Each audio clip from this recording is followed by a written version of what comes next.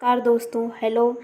आज हम फाइनली अपनी पढ़ाई को स्टार्ट करने जा रहे हैं और यूनिट 17 जो कि हमारी सामाजिक भूगोल है उसकी फर्स्ट क्लास लगा रहे हैं।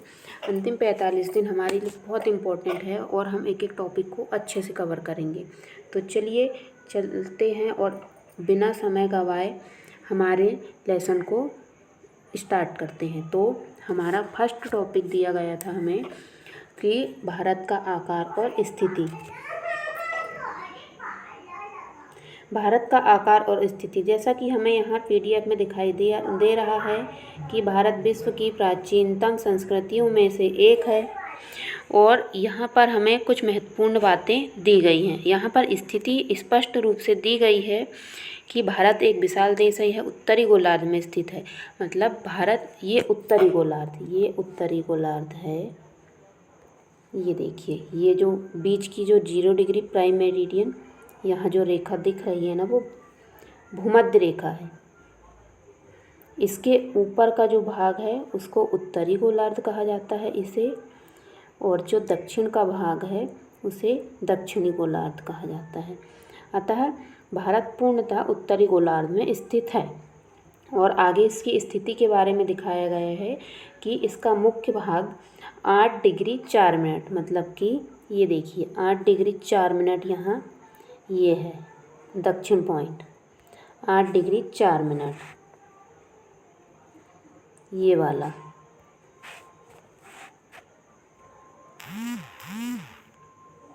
यहाँ हमें दक्षिणी पॉइंट 8 डिग्री 4 मिनट और इसका उत्तरी पॉइंट 37 डिग्री 6 मिनट है। और इसका पूर्वी भाग, अक्षांशी भाग में सबसे पश्चिमी ये है 68.60 डिग्री, और यहीं से ये पूर्वी देशांतर, मतलब पूर्वी भाग कितना है 97.25 पूर्वी देशांतर, ये पूर्वी हिस्सा है।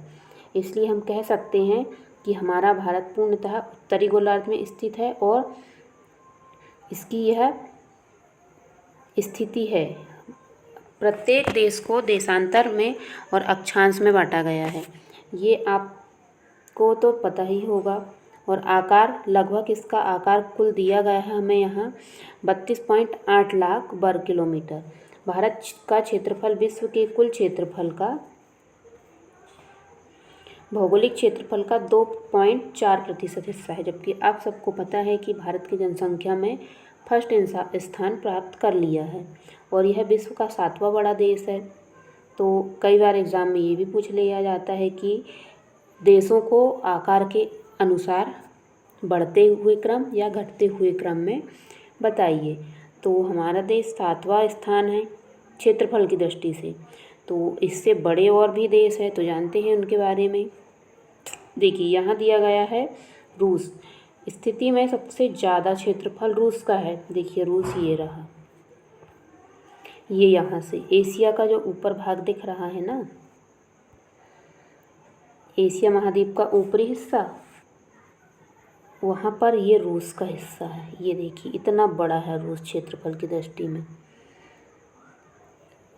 दूसरा हमें क्या राज्य दिया गया है, देश कनाडा। अब देखिए कनाडा कहाँ है, ये देखिए ये रहा अपना कनाडा। ये देखिए उत्तरी हिस्सा है, ये है पूरा कनाडा। ऐसे ही हमें सारे देश दिए गए हैं कि भैया कौन सा कितना बड़ा है और भारत का स्थान क्या है। आप सभी ने अगर थोड़ी बहुत वर्ल्ड मैपिंग की होगी या फिर वर्ल्ड के विषय में पता होगा आपको, तो आप ये आसानी से समझ जाएंगे। अब फिर से यहाँ पर हमें भारत की स्थिति को स्पष्ट देखना है कि ये हमारा उत्तरी पॉइंट को हम इंद्रकोल के नाम से भी जानते हैं। और दक्षिणी पॉइंट हमारा है कन्याकुमारी। कहते हैं ना कश्मीर से कन्याकुमारी, तो यही है कश्मीर से कन्याकुमारी। इंदिरा पॉइंट जो कि कश्मीर में है और सबसे दक्षिणतम बिंदु है कन्याकुमारी जो कि श्रीलंका के पास में है। अब हमारा सबसे पश्चिमी है सरक्रीक, इसको सरक्रीक पॉइंट कहते हैं, जो गुजरात में है।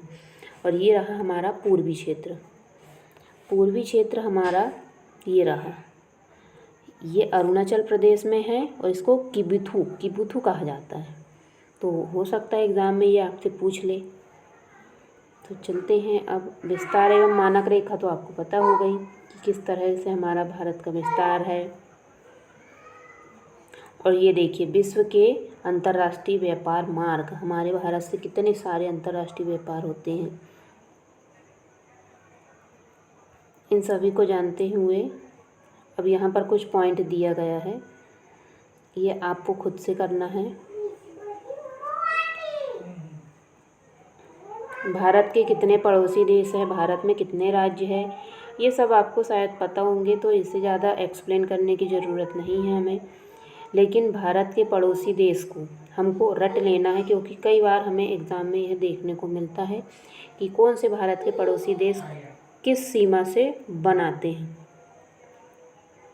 और कैसे यह अपनी सीमा को निर्धारित करते हैं। हमें 2-4 अपने पड़ोसी देशों की निर्धारित रेखा कि पाकिस्तान से कौन सी रेखा, जैसे कि पाकिस्तान से रेड क्लिफ रेखा अलग होती है और दूसरा बांग्लादेश से भी रेड क्लिफ रेखा अलग करती है भारत को। तो ये आप को पता होना चाहिए कि हमारे पड़ोसी देशों से कौन सी रेखा हमको अलग करती है।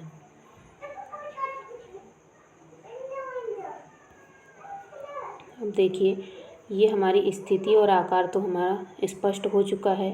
हो सकता है इसमें और कुछ पॉइंट रह चुके हैं, तो हम आपको इसके क्वेश्चन अवेलेबल करवा देते हैं। हाँ, अगर आपको क्वेश्चन के बारे में और पढ़ना है तो आप हमसे जुड़ सकते हैं। और आपको क्वेश्चन PDF या भी कुछ भी चाहिए तो फिर हमारे YouTube चैनल पे आप संपर्क कर सकते हैं, हमें मैसेज कर सकते हैं। अब यहाँ पर कुछ क्वेश्चंस दिए हैं तो हम उनको भी देख लेते हैं। कर्क रेखा किस राज्य से नहीं गुजरती, पहला क्वेश्चन है। तो हमें तो ये देखना पड़ेगा ना कि या तो हमें याद है तो हम इसको आसानी से कर लेंगे, अगर हमें याद नहीं है तो हम चलो देखते हैं कौन कौन से राज्य से नहीं गुजरती। यहाँ पर 3 राज्य तो ऐसे हैं जिससे गुजरती है और एक राज्य ऐसा जिससे नहीं गुजरती।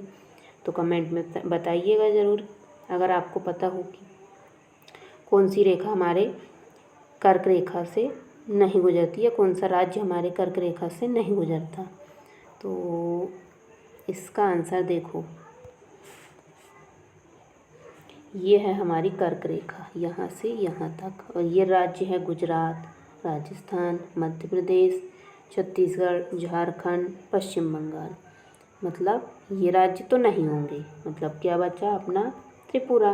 तो आंसर होगा इसका त्रिपुरा। अब भारत का सबसे पूर्वी देशांतर कौन सा है, ये तो अपन ने बार बार देखे हैं। तो सबसे पूर्वी देशांतर कौन सा होना चाहिए यहाँ पर,